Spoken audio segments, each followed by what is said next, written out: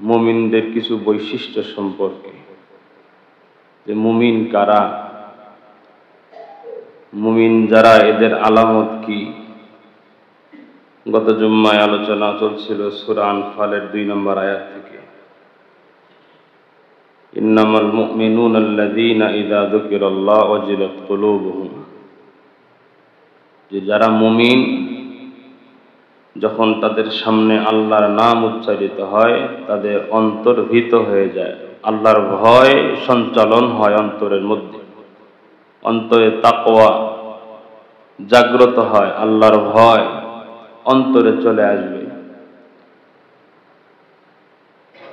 তাদের সামনে যখন কোরআনুল কারীমের তেলাওয়াত হবে, যারা মুমিন, যারা ঈমানদার, কোরআনের বয়ান হবে, তখন তাদের ঈমান বেড়ে যাবে। আমাদের সমাজে অনেক মানুষ এমন আছে, মুসলমানের ঘরে বাবা মুসলমান, দাদা মুসলমান,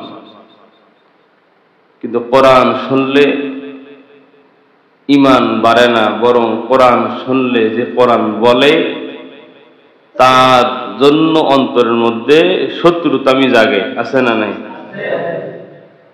মুসলমান ওলামায়ে কেরাম যারা বয়ান করেন, যারা বয়ান করেন,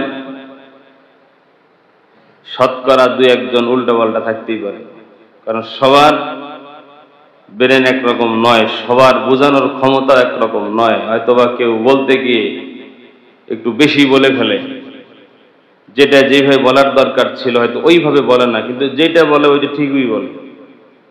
যারা বয়ান করে ওরা কোরআন হাদিস দিয়ে বয়ানগুলো করার চেষ্টা করে, পড়াশোনা করেই বয়ান করার চেষ্টা করে। তো আমরা যখন বয়ান করি, আমাদের মূল উদ্দেশ্যই হলো যাতে ভুল মানুষগুলো ভুল পথ থেকে সরে তারা সঠিক রাস্তায় আসতে পারে, এটাই মূল উদ্দেশ্য।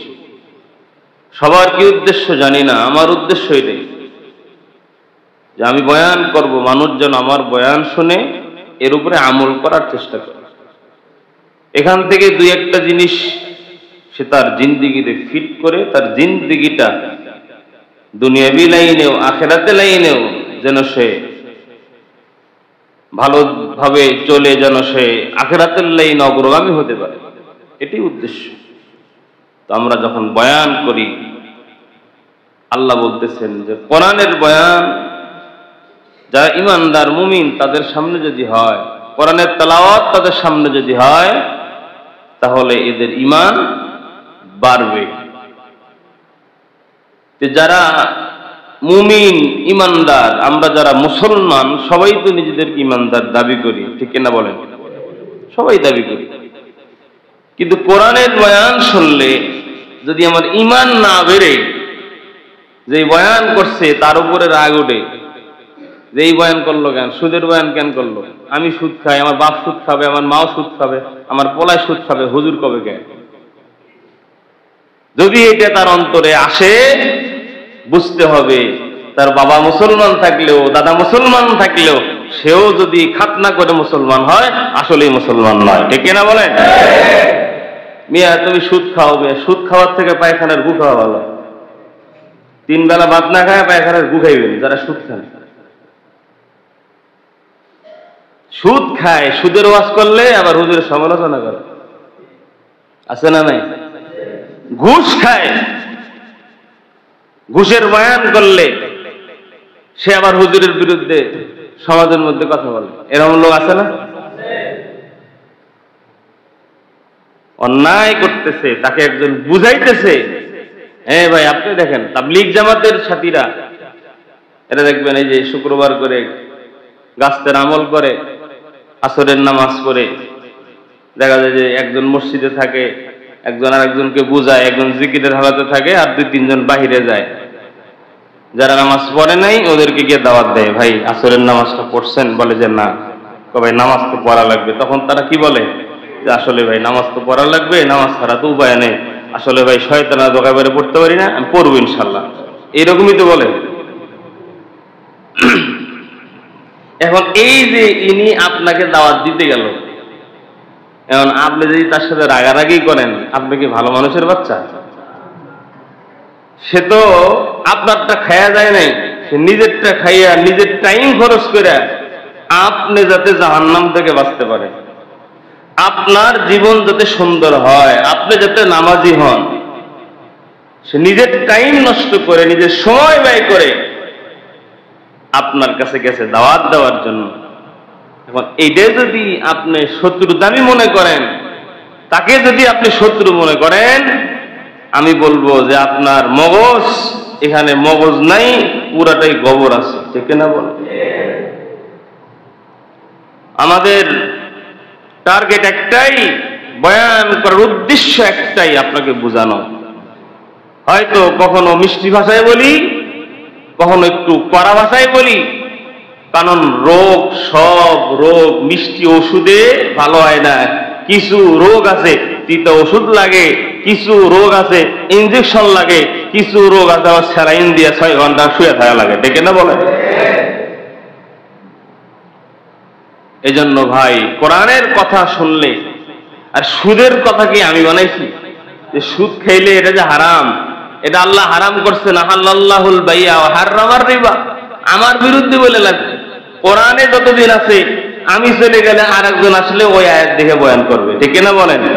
আপনার যদি আয়াত ভালো না লাগে, লাল কলম নেন, নিয়ে কোরআন শরীফ খুলে আল্লাহ রেখেন যে আল্লাহ আমি এটা মানি না, তাহলে দেখা যাবে যে আপনার হেডাম কত বড় আছে। এই জন্য যে কথাগুলো বলি উপলব্ধি করার চেষ্টা করবেন, বোঝার চেষ্টা করবেন। একটাই নিয়ত, একটাই উদ্দেশ্য, আপনাকে বোঝানো যে হ্যাঁ ভাই আসেন। মাঝে মধ্যে তো বলি যে হাতে ধরে পায়া করে বলি, এই বাংলাদেশে একমাত্র ওলামায়ে কেরামরাই মানুষের কাছে কাছে গিয়ে হাত পাও ধরে ধরে বুঝায় জাহান্নাম থেকে বাঁচায় জান্নাতে নিতে চায়, দেখে না বলে? দ্বিতীয় কোনো পার্সন নাই হাত পাও ধরে আপনারা বুঝাবে। কি খেয়া করছে আপনি? জান না জাহান্নাম, আমার কি? জান জাহান্নাম, 14 গোষ্ঠী সহ জাহান্নামে যাবেন, আমার কি? হ্যাঁ, আমার সমস্যা আছে। কি সমস্যা? আমি কোরআন যখন শিখেছি, কোরআন যখন বুঝেছি, আল্লাহর পক্ষ থেকে আমার উপরে পয়গম্বরদের জিম্মাদারি চলে আসছে এই আম পাবলিককে কোরআনের সঠিক কথাগুলো বুঝায়া বুঝায়া তাদেরকে সঠিক রাস্তায় আনার চেষ্টা করা, এটা আমার জিম্মাদারি। কারণ আমি এটা শিখছি, কারণ কোরআন শিখছেন, এখন এটা পৌঁছায় দেন, এটা আল্লাহর পক্ষ থেকে ফয়সালা। নবীজি বলছেন বাল্লিগু আন্নি ওয়ালাউ আয়া, আমার পক্ষ থেকে একটা বাণীও যদি তুমি শেখো, এটা আর একজনকে পৌঁছায় দাও, যাতে সে এর উপরে আমল করতে পারে।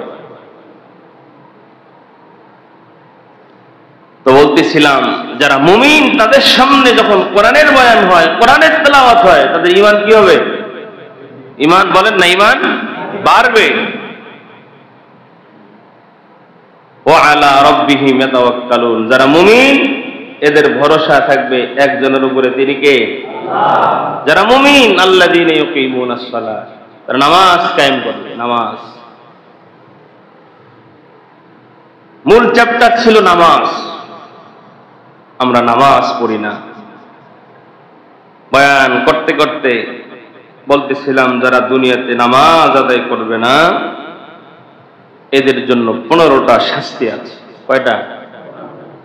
এই 15টা শাস্তি যারা বেনামাজি, এদের দুনিয়াতে বেনামাজির শাস্তি 15টার মধ্যে, দুনিয়ার মধ্যেই তার কিছু শাস্তি হবে।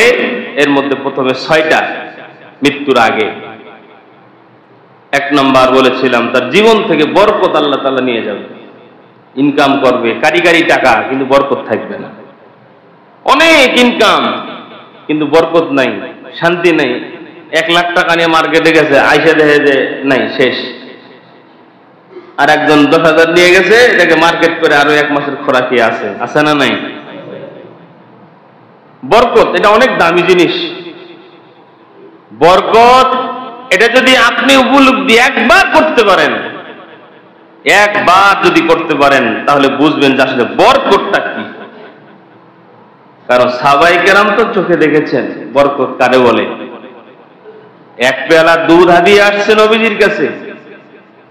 এখন একজনকে বলছেন, যা ওই মসজিদের সামনে মুসল্লি আছে, ওই দুই একজনকে নিয়ে আসা, ওই গিয়া কাফেলা সহ লয়ে আসে।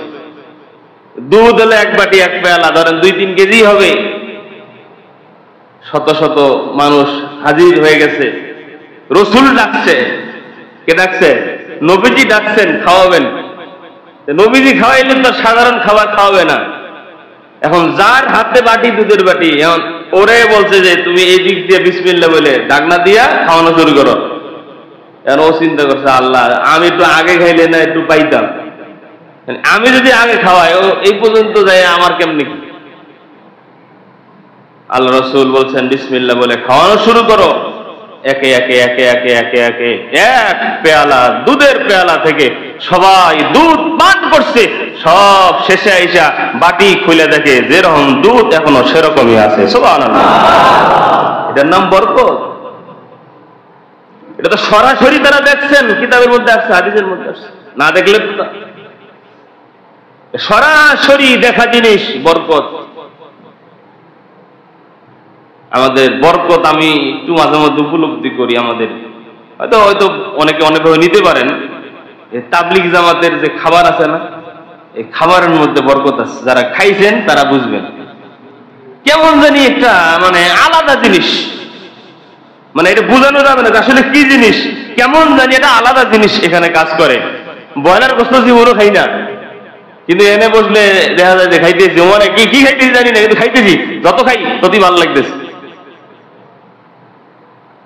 এই যে একটা জিনিস বরকত, এটা যদি একবার উপলব্ধি করতে পারেন, বুঝতে পারেন যে আমার কোন জিনিসটা বরকত হয়, ওই জিনিস আপনি জীবন গেলেও আর ছাড়তেন না, বরকত ধরে রাখতেন।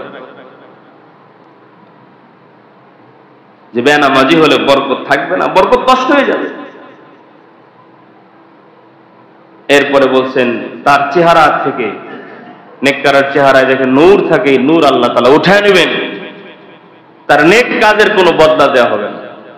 বেনামাজি ভালো কাজেরও কি নেই, বদলা নাই। কারণ ওই যে বললাম মান আমিলা সালিহাম মিন যাকারিন আও উনসা হুয়া মুমিন।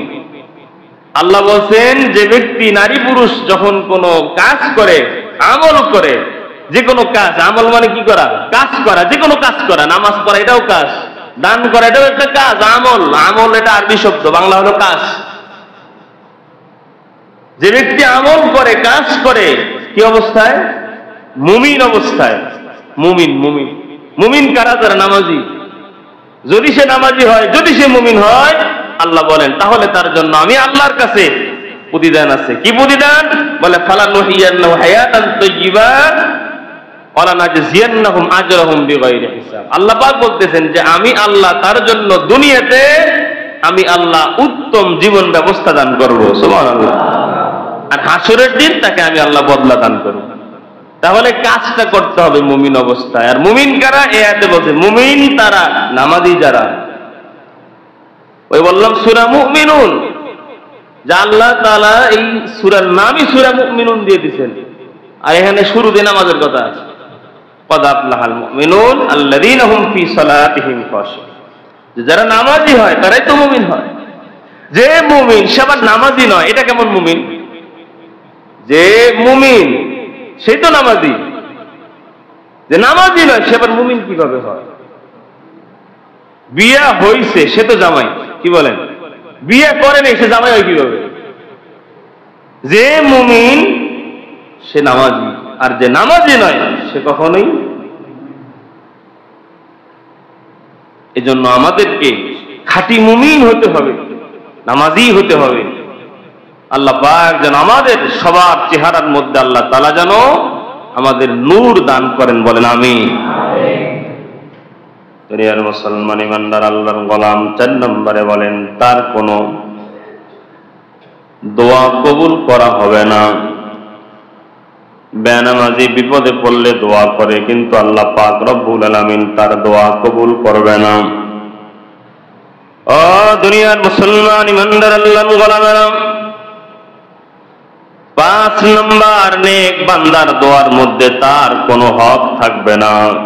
দুনিয়ার জমিনে যারা আল্লাহওয়ালা নেককার যখন দোয়া করে, সারা দেশবাসীর জন্য, পৃথিবীবাসীর জন্য যখন দোয়া করে, ওই দোয়ার মধ্যে যারা বেনামাজি হয় তাদের কোনো হক থাকে না। অর্থাৎ আল্লাহওয়ালারা যখন দোয়া করে এই দোয়ার বরকত ফজিলত তার কাছ পর্যন্ত আল্লাহ পৌঁছায় না। নাউজুবিল্লাহ। দুনিয়া মুসলমান ইমানদার আল্লাহর গোলাম। এরপরে 6 নম্বরে আল্লাহ পাক রব্বুল আলামিন যত ফেরেশতা আমাদের তদারকির জন্য রেখেছেন, সকল ফেরেশতারা ওই বেনামাজির উপরে নারাজ থাকে। ওই বেনামাজির জন্য কল্যাণের কোন দোয়া করে না, ওই বেনামাজির জন্য আল্লাহ তাআলার কাছে আরো বদদোয়া করতে থাকে। এই 6টা শাস্তি মৃত্যুর আগে যারা বেনামাজি, এরপরে মৃত্যুর সময় 3টা শাস্তি হবে। 1 নম্বরে মৃত্যু যখন হবে অপমানের মৃত্যু হবে। এই অপমানটা কয়েক ধরনের হতে পারে। অপমান মৃত্যুর সময় বিভিন্ন রকম হয়। আমি একজন মানুষের মৃত্যু নিজের চোখে আমার সামনে বসে থেকে দেখেছি। আমার কেন জানি মনে হয় তার মরণটা অপমানের মরণ হয়েছে। কেমনে হয়েছে? আমি দেখলাম, আমাকে ডেকে নিয়ে যাওয়া হলো যে হুজুর মৃত্যু শয্যায়, মৃত্যু পথযাত্রী কয়েকদিন থেকে অনেক কষ্ট করতেছে, একটু চলেন সেখানে গিয়ে দোয়া দরুদ পড়বেন। গেলাম, দোয়া দরুদ পাঠ করতেছিলাম। এমন সময় তারে 2-1 ধরেও তারে আটকানো যায় না, শুধু দেখতেছিলাম বারবার বারবার তার পা গুলো কিবলার দিকে নিয়ে যাচ্ছিল। তার পা সোজা করে দেয়, কিন্তু আবার সে পা পশ্চিম দিকে দিয়ে দেয়, আবার সোজা করে দেয়, আবার পশ্চিম দিকে দিয়ে দেয়। বারবার তার পা গুলো পশ্চিম দিকে যাচ্ছে। আমার মন কেন জানি ডেকে ওঠে, বলল নিশ্চয়ই নিশ্চয়ই কোনো না কোনো কারণ আছে, কোনো না কোনো কারণ আছে। পরে আমি অনেক খোঁজ খবরও নিয়েছিলাম। আমাদের পাশেই দুনিয়ার মুসলমান ইমানদার আল্লাহর গোলাম, কিন্তু দেখবেন আমাদের সমাজে কিছু মুরব্বী মানুষ আছে পশ্চিম দিকে বসে বসে প্রসাব করে, আসে না নাই? যদি কেউ নিষেধ করে ঝিংড়ি মারে, বেড়া তুই বেশি বুঝোস। বলে পূর্ব দিকে আল্লাহর দিক, দক্ষিণ দিকে আল্লাহর দিক, উত্তর দিকে আল্লাহর দিক, পশ্চিম দিকে তো আল্লাহর দিক, একদিকে মুতলি হইলো, আছে না নাই শয়তান? এই ডাইন হাত হাত, বাম হাত হাত, বাম হাত দেখান না কেন? সব জায়গায় যুক্তি চলে না, ইসলাম যুক্তিতে চলে। ইসলাম যুক্তিতে চলে না, তবে সারা জীবন মনে রাখবেন ইসলাম ধর্ম এমন ধর্ম যেটা অযৌক্তিক নয়। ইসলাম ধর্মের প্রত্যেকটা কনসেপ্ট এমন, প্রত্যেকটা চ্যাপ্টার এমন, যেই চ্যাপ্টার যেটা আপনি বুঝবেন না ওইটার মধ্যেও আল্লাহ পাক রব্বুল আলামিন যুক্তি রেখেছেন। যুক্তি ছাড়া ইসলামে কোনো বিধান আল্লাহ রাখেন নাই। সুবহানাল্লাহ। হয়তো কিছু আছে আপনার আমার বুঝে আসে, কিছু আপনার আমার বুঝে আসে না। কারণ প্রত্যেকটা মানুষ প্রত্যেকটা বিষয় সম্পর্কে জ্ঞান অর্জন করতে পারে না, প্রত্যেকটা মানুষ প্রত্যেকটা বিষয় উপলব্ধি করতে পারে না। এই জ্ঞান আল্লাহ পাক পরিপূর্ণভাবে কাউকে আল্লাহ দান করেন নাই। একজন মানুষ এক একটা বিষয় নিয়ে জ্ঞান অর্জন করে, একজন পরিপূর্ণ সহজই হতে পারে না। দুনিয়ার মুসলমান ইমানদার আল্লাহর গোলাম, এই জন্য এমন ভাবে জীবন গঠন করা লাগবে, আমি চলে যাব দুনিয়ার জমিন থেকে, মানুষ যেন আমার ভালো ভালো কথা বলে, মানুষ যেন আমাকে নিয়ে ভালো আলোচনা করে, আমার মরণ যেন মর্যাদার মরণ হয়, অপমানের মরণ যেন না হয়। কারণ মৃত্যুর সময় যদি অপমান হয়ে দুনিয়ার জমিন থেকে বিদায় হয়, এটা পরিবারের লোকজনদের জন্য দৃষ্টিকটু, আর আমার জন্য তো ভয়াবহ শাস্তি অপেক্ষা করতেছে। দুনিয়াবাসী, মৃত্যু তো একদিন সবার দরওয়াজায় আসবে। এই মরণ থেকে কেউ পালায়া বাঁচতে পারে না। আপনিও পারবেন না, আমিও পারবো না। মরণ আসবেই। মরণ যেখানে যার যেভাবে লেখা আছে সেখানেই মরণ চলে আসবে। ওয়াজাআত সাকরাতুল মাউত বিল হক। আর মরণ যখন হবে, মরণ যখন আসবে, ওই মরণের যন্ত্রণা হবে। যদি মুমিন হই মরণটা আরামদায়ক হবে, আর যদি বেঈমান হই ওই মরণটা বড় কঠিন, কঠিন থেকে কঠিন আকারে আমার হয়ে যাবে। দুনিয়ার মুসলমান ইমানদার আল্লাহর গোলামেরা, এই জন্য এমন ভাবে জীবন গঠন করব, এমন ভাবে জীবন গঠন করব দুনিয়া থেকে চলে যাওয়ার পরে যেন কবরের হালত থেকেই, মৃত্যুর পর থেকেই আমি আল্লাহ পাকের পক্ষ থেকে মর্যাদার পাত্র হয়ে যেন জান্নাত পর্যন্ত যেতে পারি। আল্লাহ এইভাবে আমাদের জীবন গঠন করার তৌফিক দান করেন, বলেন আমিন। দুনিয়ার মুসলমান ইমানদার আল্লাহর গোলাম, মৃত্যুর সময় শাস্তি 2 নম্বর হলো, সে যখন মারা যাবে, ক্ষুধার্ত অবস্থায় মারা যাবে, ক্ষুধা নিয়ে দুনিয়ার থেকে বিদায় হবে। তার টাকা পয়সা থাকতে পারে, ধন সম্পদের পাহাড় থাকতে পারে, কিন্তু যখন আজরাইল জান কবজ করবে তখন ক্ষুধার যন্ত্রণা সে উপলব্ধি করে দুনিয়ার জমিন থেকে বিদায় হবে। নাউজুবিল্লাহ। 3 নম্বর হলো, 3 নম্বর সে পিপাসাক্ত অবস্থায় দুনিয়ার জমিন থেকে চলে যাবে। মৃত্যুর সময় গলা শুকিয়ে আসবে, মৃত্যুর সময় পানি পান করতে চাবে, কিন্তু কপালে পানি পান করা জুটবে না। এরা দুনিয়ার মানুষ, পানি এমন একটা পদার্থের নাম যেটা কিনে খাওয়া লাগে না। আমাদের টাকা আছে এই জন্য কিনে খাই, কিন্তু কিনে না খাইলেও পানি পাওয়া যায়। আমাদের দেশ এমন একটা জায়গা, যে জায়গায় পানি নাই এমন কোন জায়গা নাই। দুনিয়ার মুসলমান ইমানদার আল্লাহর গোলাম, ঢাকা শহরের ভিতরের ব্যাপারটা একটু ভিন্ন।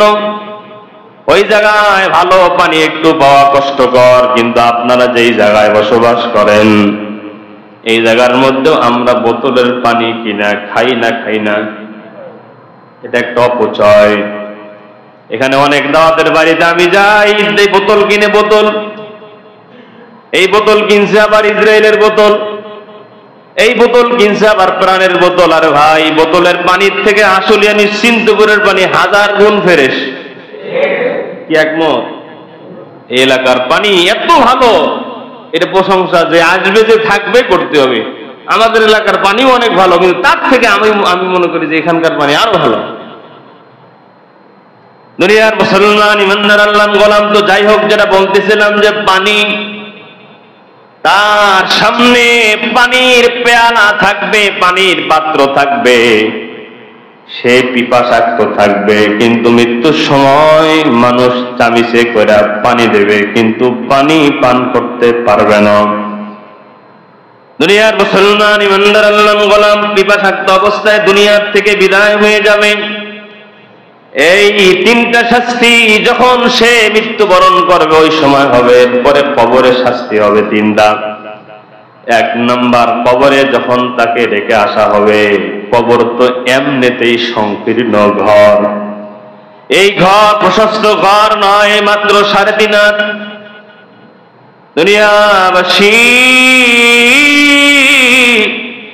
এই সংকীর্ণ ঘরটা ওই ব্যক্তিকে যখন রেখে আসা হবে, ওই কবরটাকে আমার আল্লাহ আরো সংকীর্ণ, আরো ছোট বানায়া দিবে।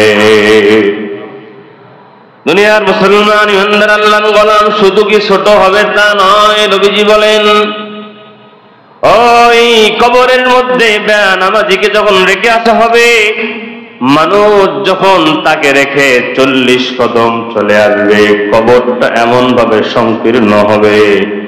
কিতাবের মধ্যে আসছে, নবীজি বলেন যে এই হাতের দিকে তাকান, যে 1 আঙ্গুল আর 1 আঙ্গুলের মধ্যে ঢুকায়া দিলে যেমন আর কোনো ফাঁকা জায়গা অবশিষ্ট থাকে না। নবীজি বলেন, ডান পাশের মাটি, বাম পাশের মাটি এভাবে চাপ দিবে, ডান পাজরের হাড়গুলো বাম পাজরের মধ্যে ঢুকে যাবে, বাম পাজরের হাড়গুলো ডান পাজরের মধ্যে ঢুকে যাবে, মিলিত আল্লাহ পাক করে দিবেন। আবার কবর আগের মতো হয়ে যাবে, আবার সে আগের মতো হয়ে যাবে। এভাবে শাস্তি কবরের মধ্যে তার চলতেই থাকবে। নাউজুবিল্লাহ। এরপরে 2 নম্বরে নবীজি বলেন, তার কবরে সারাক্ষণ আগুন জ্বলবে। কিসের আগুন? বলে জাহান্নামের আগুন। জাহান্নামের আগুনের একটি সুরঙ্গ জাহান্নাম থেকে তার কবর পর্যন্ত সিস্টেম আল্লাহ পাক করে দিবেন। কবরে থাকবে, কবর থেকেই সে জাহান্নামের শাস্তি সে ভোগ করতে থাকবে। 3 নম্বরে নবীজি বলেন, তার কবরে একজন ফেরেশতা নিয়োজিত করা হবে, যে তাকে লোহার মুগুর দ্বারা আঘাত করতে থাকবে। অন্য কিতাবের মধ্যে পড়েছিলাম যে এই যে ফেরেশতা কবরের মধ্যে যে নিয়োজিত থাকবে, ওখানে একটা উদাহরণ দিয়েছেন, বলে একটা পাথরের উপরে একটা ডিম রেখে ওই জায়গায় যদি আর একটা পাথর দিয়ে জোরে বাড়ি মারা হয়, এই ডিমের যেমন কোন অস্তিত্ব থাকবে না, ওই ফেরেশতা ওই কবরের মধ্যে বেনামাজি বান্দারে লোহার মুকুট দিয়া তাকে ওই রকম ভাবে এক জায়গায় রেখে যখন মুকুট দিয়ে আঘাত করবে, সে এরকম নিশ্চিহ্ন হয়ে যাবে, আবার আগের মতো হয়ে যাবে, আবার তাকে মুকুট দ্বারা আঘাত করা হবে। এমন ওই হাসরের ময়দান বিচার যেদিন হবে, ওই দিন পর্যন্ত তার শাস্তি কবর থেকেই শুরু হয়ে যাবে। দুনিয়ার মুসলমান ইমানদার আল্লাহর গোলাম, এরপরে হাসরের ময়দানে তিনটা শাস্তি। একজন ফেরেশতা উল্টা করে তাকে হাসরের ময়দানে টেনে টেনে নিয়ে যাবে। মানুষ দেখেই চিনবে যে এই মানুষ দুনিয়াতে নামাজ পড়ে নাই, সময় পাইছে, আল্লাহরে ডাকে নাই। এরে দুনিয়ার মুসলমান, ওই হাসরের ময়দানে কোটি কোটি মানুষের সামনে অপমানিত হইয়া অপদস্থ হইয়া আল্লাহর সামনে আমাদেরকে গিয়া দাঁড়াতে হবে। উল্টা করে লটকায়া নিয়ে যাবে। এমনি এমনি দুনিয়ার জমিনে আমরা যারা পড়ালেখা করেছি, দেখা যায় স্কুলে ক্লাসের মধ্যে অন্য ছাত্রদের পড়া হয়েছে, আমার পড়াটা কোনো কারণে পড়তে পারি নাই, হয় নাই। দেখা যায় সবার পড়া হয়েছে, আমার পড়া হয় নাই। নিজের কাছে বড় অপমান লাগে, অপমানিত লাগে, অন্তরের মধ্যে লজ্জা কাজ করে, অনেক শরম লাগে, হায়া লাগে যে পড়া হয় নাই। আপনাকে যদি কেউ একটা প্রশ্ন করে, যদি বলতে না পারেন, অপমানিত হওয়া লাগে, লজ্জা পাওয়া লাগে। দুনিয়ার মুসলমান ওই হাসরের ময়দানে কোটি কোটি মানুষের সামনে, নবীজির সামনে, আল্লাহর সামনে যারা বেনামাজি হবে, এদেরকে উল্টা করে লটকায়া ফেরেশতারা আল্লাহর সামনে হাজির করবে। এটা আরো কত অপমানজনক হবে। এরপরে 2 নম্বরে হাসরের ময়দানের শাস্তি, আল্লাহ তার দিকে অনুগ্রহের দৃষ্টি দেবেন না। দুনিয়ার মুসলমান ইমানদার আল্লাহর গোলাম, যে নামাজ এমন একটা ইবাদত, নামাজ এমন একটা ইবাদত, নবীজি সাল্লাল্লাহু আলাইহি ওয়াসাল্লামকে সাহাবায়ে কেরাম জিজ্ঞাসা করেছেন, ওগো পয়গম্বর, সর্বোত্তম আমল কোনটা? নবীজি বলেন, সর্বোত্তম আমল হলো নামাজ, নামাজ, নামাজ। সুবহানাল্লাহ। নামাজ এমন একটা ইবাদত, এমন একটা ইবাদত, নবীজি বলেন, বান্দা বান্দা নামাজের দ্বারা আল্লাহ পাক রব্বুল আলামিনের সাথে সম্পর্ক তৈরি করে নিতে পারে। বান্দা এবং আল্লাহর মাঝখানে সম্পর্ক তৈরি করার মাধ্যমের নাম হলো নামাজ। সুবহানাল্লাহ। নবীজি বলেন, ইযা কানা আহাদুকুম ফিস সালাহ ফাইন্নাহু ইউনাজি রাব্বা। বিশ্ব নবী বলেন, আমার উম্মতেরা শোনো, যখন বান্দা নামাজের মধ্যে দাঁড়ায় যায়, যে বান্দা যখন নামাজ পড়ে, তখন সে তার রবের সাথে গোপনে কথা বলা শুরু করে। সুবহানাল্লাহ। আরে ভাই, গোপন গোপন শব্দের গোপন কথাটা এখানে চলে আসছে হাদিসের মধ্যে। গোপন শব্দ, গোপনে কথা বলে মানে গোপনে মানুষ একান্ত আপনজনের সাথেই কথা বলে, একান্ত আপনজনের সঙ্গেই মানুষ গোপনে দেখা করে, গোপনে কথা বলে। আল্লাহর নবী বলেন, বান্দা যখন নামাজ পড়ে, বান্দা তার রবের সাথে গোপনে বৈঠক করে যেন গল্প করে। সুবহানাল্লাহ। দুনিয়ার মুসলমান ইমানদার আল্লাহর গোলাম, নামাজ এমন একটা ইবাদত যেটা জাহান্নাম থেকে মুক্তির গ্যারান্টি। জোরে বলেন সুবহানাল্লাহ। আমি বলি না, নবীজি বলেন, লাইয়ালি জান্নার মান সাল্লা ক্বাবলা তুলুইশ শামসি ওয়া ক্বাবলা গুরুবিহা। আল্লাহর নবী হাদিসের মধ্যে বলেন, কখনোই জাহান্নামে প্রবেশ করবে না। লাইয়ালি জান্নার, কখনোই প্রবেশ করবে না। কোথায় বলে নার, জাহান্নাম। কে বলে? মান সাল্লা, যে নামাজ পড়ে। মান সাল্লা ক্বাবলা তুলুইশ শামসি ওয়া ক্বাবলা গুরুবিহা, যে সূর্য ওঠার আগের নামাজ, সূর্য ডোবার আগের নামাজ যে যত্নবান হয়, বলে এই নামাজ কোন নামাজ? বলে সূর্য ওঠার আগের নামাজ ফজরের নামাজ, আর সূর্য অস্ত যাওয়ার আগের নামাজ হলো আসরের নামাজ।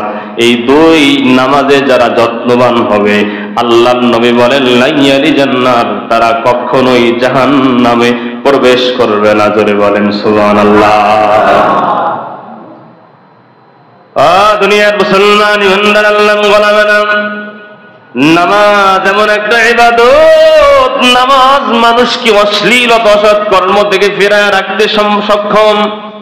আল্লাহ বলেন নুতলু মা উহিয়া ইলাইকা মিনাল কিতাবি ওয়া আকিমিস সালাহ ইন্নাস সালাতা তানহা আনিল ফাহশাই ওয়াল মুনকার ওয়া লাযিকরুল্লাহি আকবার ওয়াল্লাহু ইয়া'লামু মা তাসনাউন।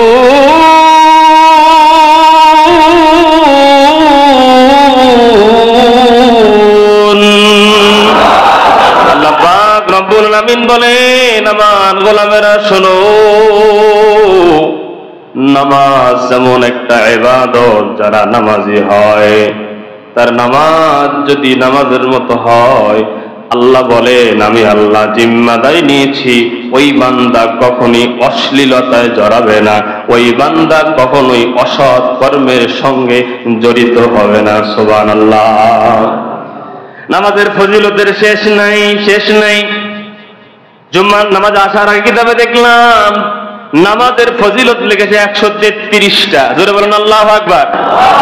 এর মধ্যে কয়েকটা আমি একটু উপলব্ধি করানোর জন্য আপনাদের সামনে বলছি যে নামাজ এমন একটা ইবাদত, নামাজ যদি সুন্দর হয় জীবন সুন্দর হবে, নামাজ যদি পরিবারে ঢুকে যায় পরিবার সুন্দর হবে, সমাজের প্রত্যেকটা মানুষ যদি নামাজি হয় সমাজ সুন্দর হবে, নামাজ যদি রাষ্ট্রে কায়েম হয়, সংসদে কায়েম হয়, এই রাষ্ট্রটাও আসলে খয়রুল কুরুনের সমাজ আমার আল্লাহ বানায়া দিবে।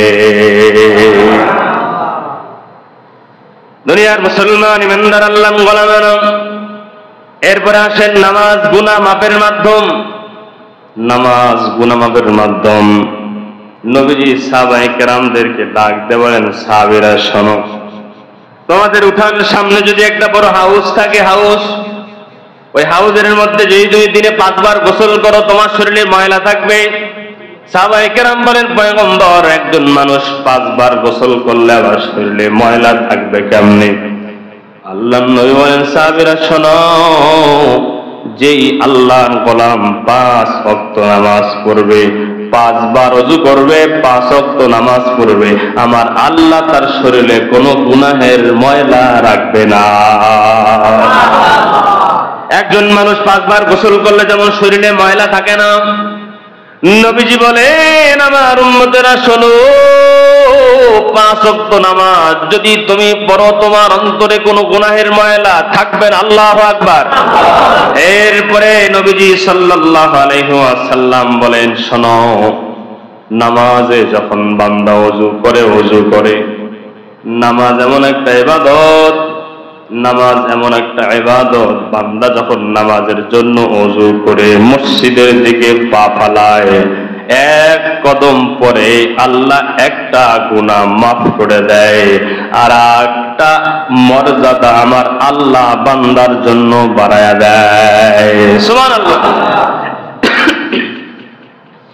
এক কথায় প্রতি কদমে কদমে বান্দার গুনাহ মাফ হতে থাকে, আর বান্দার মর্যাদা আল্লাহ তাআলার দপ্তরে বাড়তে থাকে। সুবহানাল্লাহ।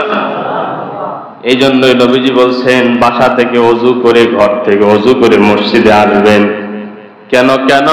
বলে এখানে ওযু নবীজি শর্ত লাগিয়ে দিয়েছেন যে বান্দা যখন ওযু করে মসজিদে গমন করে, তার মানে ওযু ছাড়া মসজিদে গমন করলে এই মর্যাদার অন্তর্ভুক্ত হওয়া যাবে না। ঠিক কিনা বলেন? নবীজি বলছেন, ওযু করে যে মসজিদে গমন করে 1 কদমে একটা গুনাহ মাফ হয়, 1 কদমে একটা গুনাহ মাফ, আর একটা মর্যাদা আল্লাহ তাআলার দপ্তরে বাড়তে থাকে। এই জন্য কোন কোন সাহাবায়ে কেরাম ঘুরে ঘুরে মসজিদে আসতে, এমনকি আল্লাহর কাছ থেকে মর্যাদাগুলো পাওয়ার জন্য ছোট ছোট কদম করে করে মসজিদে আসতেন। সুবহানাল্লাহ। তাদের সওয়াবের কত পিপাসা ছিল, নেক নেক জিনিস তারা কেমনে আঁকড়িয়ে ধরত। তারা শুধুমাত্র সওয়াবের কথা শুনতো, একটা আমলের কথা শুনতো, তারা শুরু করতে দেরি করতো না। ফাস্তাবিকুল খায়রাত, তারা কল্যাণের প্রতিযোগিতায় লিপ্ত হয়ে যেত। কে কার থেকে বেশি আমল করতে পারে, কে কার থেকে বেশি আমল করে আল্লাহ তাআলার কাছে বেশি মর্যাদাবান বান্দা হিসেবে করে উঠতে পারে, তারা নেকের প্রতিযোগিতায় লিপ্ত হয়ে যেত। আমি আপনাদেরকে এই ঘটনা শুনেছিলাম। আল্লাহ নবীর কাছে কিছু সাহাবী গিয়ে বলেন, ইয়া রাসূলুল্লাহ, হাবিবাল্লাহ, মুহাজির সাহাবী যারা হিজরত করে মক্কা থেকে মদিনায় আসছে, এসে নবীজিকে বলছেন, ওগো পয়গম্বর, আনসার সাহাবী যারা, এখানকার স্থানীয় সাহাবী যারা, তারা তো আমাদের থেকে আমলের থেকে অগ্রগামী। নবীজি বললেন, কিভাবে? বলে, আমরা নামাজ পড়ি, তারাও নামাজ পড়ে, আমরা জিকির করি, তারাও জিকির করে, কিন্তু পয়গম্বর, তারা স্থানীয় মানুষ, এখানে তাদের জমা জমি আছে, সম্পদ তাদের আছে, আমরা তো হিজরত করে মক্কা থেকে আপনার সঙ্গে চলে এসেছি, আমাদের তো এখানে ভাটিপিটা নাই, বাড়িঘর নাই, সম্পদ নাই। তারা তো সম্পদ থাকার কারণে যাকাত দিচ্ছে, দান করতেছে, হজ করতেছে। ও পয়গম্বর, তারা তো এইগুলোর দিক দিয়ে আমাদের থেকে নেকির দিক দিয়া অগ্রগামী। একটু চিন্তা করেন তো, কোন মানুষের মাথায় এটা আসতে পারে যে আমি দান করতে পারছি না, আমার টাকা নাই, যার কারণে আমি নেকির থেকে পিছিয়ে আছি, আমি যাকাত দিতে পারছি না, আমি নেকির থেকে পিছিয়ে আছি, যে হজ করতে যাচ্ছে তার থেকে আমি নেকির থেকে পিছিয়ে আছি। কারণ এই প্রশ্ন তার মাথায় উকি দিতে পারে যে সব সময় নেকি অর্জনের চিন্তা করে, ঠিক না বলেন?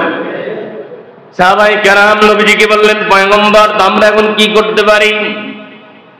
নবীজি ডাক দিয়ে বলেন, সাহাবীরা শোনো, আমি তোমাদেরকে একটা আমল শিখিয়ে দিই, আমলটা যদি তোমরা করতে পারো, তারা হজ করে, যাকাত দিয়ে, দান করে যে সওয়াব পায় আল্লাহ তোমাদের আমলনামায়, এই আমল করলেই সওয়াব দান করে দিবে। সাহাবায়ে কেরামদেরকে নবীজি আমল শিখিয়ে দিলেন, 5 ওয়াক্ত নামাজ পড়বা। কয় ওয়াক্ত? 5 ওয়াক্ত নামাজের পরে সুবহানাল্লাহ 33 বার, আলহামদুলিল্লাহ 33 বার, আল্লাহু আকবার 34 বার। এই আমল যদি তোমরা করো, আল্লাহ পাক রব্বুল আমিন ধনী সাহাবীরা যে আমলগুলো করে তোমরা যা করতে পারো না, এই আমল করলেই ওই আমল করার সওয়াব আল্লাহ আমলনামায় দান করে দিবে। এখন দেখেন, খেয়াল করেন, সাহাবায়ে কেরামের মধ্যে যে প্রতিযোগিতা, ফাস্তাবিকুল খায়রাত, কল্যাণের প্রতিযোগিতা কিভাবে। এখন এই যে গরিব সাহাবী যারা মুহাজির, নামাজের পরে তারা আঙ্গুল টিপে টিপে কি যেন পড়ে, ধনী সাহাবী একজন খেয়াল করে, কি ব্যাপার, ওরা আবার নতুন করে কি পড়ে, জোরে কোন আল্লাহু আকবার, ওরা আবার নতুন করে কি পড়ে। এখন তো যারা গরিব অনেকেই আমল করে, যারা ধনী তারা তো জানে না, তারা এখন এটা আবার খুঁজে অনুসন্ধান করে তল্লাশি করে বের করছে। এখন বের করে তারা আবার ওই আমল শুরু করছে, জোরে কন্যা সুবহানাল্লাহ। মুহাজির সাহাবী নবীজির কাছে গিয়ে বলেন, ওগো পয়গম্বর, আপনি তো আমাদেরকে আমল শিখিয়ে দিয়েছিলেন যে তারা যে আমলগুলো করে, এই আমল করলে আমরা ওই নেকিগুলো পাবো, কিন্তু আমল তো ফাঁস হয়ে গেছে, এই আমলও তারা শুরু করছে, এখন কি করার? কারণ যে আমল আপনি আমাদেরকে শিখিয়ে দিয়েছেন, এখন তারাও এই আমল করে, তারা দান করতেছে, হজ করতেছে, যাকাত দিচ্ছে, কিন্তু এই আমলও তারা শুরু করছে, এখন কি করার? আল্লাহ পাক রব্বুল আলামিনের দোস্ত প্যারা নবী ডাক দিয়া বলেন, ইহরিস আলা মা আনফাউকা ওয়াস্তাইন বিল্লাহি ওয়ালা তাজাস। আল্লাহ নবী বলেন, এই যে তোমার অন্তরের মধ্যে লোভ, নেকের লোভ, এটাকে তুমি ধারণ করে রাখো, এটাকে যদি ধারণ করে রাখতে পারো, এই লোভটাই তোমাকে আল্লাহর জান্নাত পর্যন্ত পৌঁছায় দিবে। এই যে তোমার ভিতরে তুমি করতে পারতেছো না নেক আমল, তোমার থেকে ছুটে যাচ্ছে, সে তোমার থেকে নেকির দিক দিয়ে আগায়া যাচ্ছে, এটা তুমি তোমার অন্তরে ধরে রেখো, এই লোকটাকে ধরে রেখো, এই লোকটাই তোমাকে জান্নাত পর্যন্ত পৌঁছায় দেবে। সুবহানাল্লাহ। ইহরিস আলা মা ইয়ানফাউকা, কল্যাণের বিষয়ে লোভ করা অন্তরের মধ্যে। আমরা লোভ করি যে ওর টাকা আছে, আমার টাকা নেই কে, ওর দুইটা বাড়ি, আমার এক টাকা। এটা লোভ, এটা হলো দুনিয়ার লোভ। এই লোভে লাভ নাই, এই লোভে ক্ষতি। আর আখিরাতের লাইনের লোভ করা, একজন মাগরিবের নামাজের পরে আবার 2 রাকাত পড়তেছে, আবার 4 রাকাত তাওয়াবিন পড়তেছে, এইটা দেখে লোভ করেন যে ওই লোকটাও তো আমার পাশের দোকানদার, সে দোকানদারি করে 5 ওয়াক্ত নামাজ পড়ে, আর আমি কাস্টমার, সারাদিন বসে চা খাই, নামাজে যাই না। এটা দেখে লোভ করা দরকার যে সে নামাজে যায়, আমি যাইতে পারি না। অনেক মানুষ এমন আছে যে আমার থেকে 1000 গুণ ব্যস্ত, কিন্তু নামাজ পড়ে, আমি পড়ি না। আল্লাহ পাক আমাদেরকে তৌফিক দান করেন, বলেন আমিন। শেষ করে দিচ্ছি। এই যে শেষ 15 নম্বরের শাস্তি, হাসরের যে 3 নম্বর লাস্টে, জাহান্নামের ভিতরে রমরম নামের একটা কূপ আছে, যে কূপটা থাকবে সাপ বিচ্ছু দ্বারা ভর্তি। সাপগুলো হবে পাহাড়ের মতো, বিচ্ছুগুলো হবে হাতির মতো। এই যে গর্তটা, কূপটা তাহলে কত বড় হবে? একটা করে সাপ যদি পাহাড়ের মতো হয়, সাপ দেখবেন বড় বড় সাপ পেঁচায়া থাকে, বিশাল বড় স্তূপের মতো দেখা যায়। চিড়িয়াখানায় বড় বড় সাপ আছে, একটা সাপ পাহাড়ের মতো এরকম বসে থাকলে দেখা যাবে। একটা বিচ্ছু, ছোট ছোট বিচ্ছুগুলা যেগুলো আমরা দেখি, একটা বিচ্ছু হাতির মতো হবে। ওই গর্তের মধ্যে তাকে এই ফেরেশতারা ফালা দিবে। এবার ওই বিচ্ছু, এই সাপ তাকে দংশন করতে থাকবে, আবার উঠায় নেবে, আবার ফালাবে। এই রকম শাস্তি তার হাসরের ময়দানে চলতেই থাকবে। জোরে বলেন না নাউজুবিল্লাহ।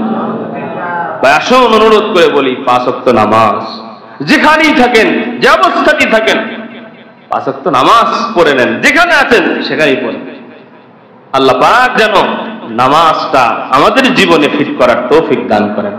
অনেক মানুষ আছে জীবন সুন্দর করতে চায়, পরিবারকে ভালো রাখতে চায়, সন্তানগুলোকে ভালো রাখতে চায়, ভালো বানাতে চায়, সব হবে, আপনি শুধু নামাজটা দেন, কিচ্ছু লাগবে না। একটাই ওষুধ, নামাজ। নিজে পড়েন, সন্তানকে পড়ান, বউকে পড়ান, দেখবেন যে সব কিছু অটোমেটিক সুন্দর হয়ে যাবে ইনশাআল্লাহ। আল্লাহ পাক আমাদের সবাইকে 5 ওয়াক্ত নামাজি বানিয়ে দেন, 5 ওয়াক্ত নামাজ পড়ার তৌফিক দান করেন। জোরে বলেন আমিন। ওয়া আখিরু দাওয়ানা আলহামদুলিল্লাহ।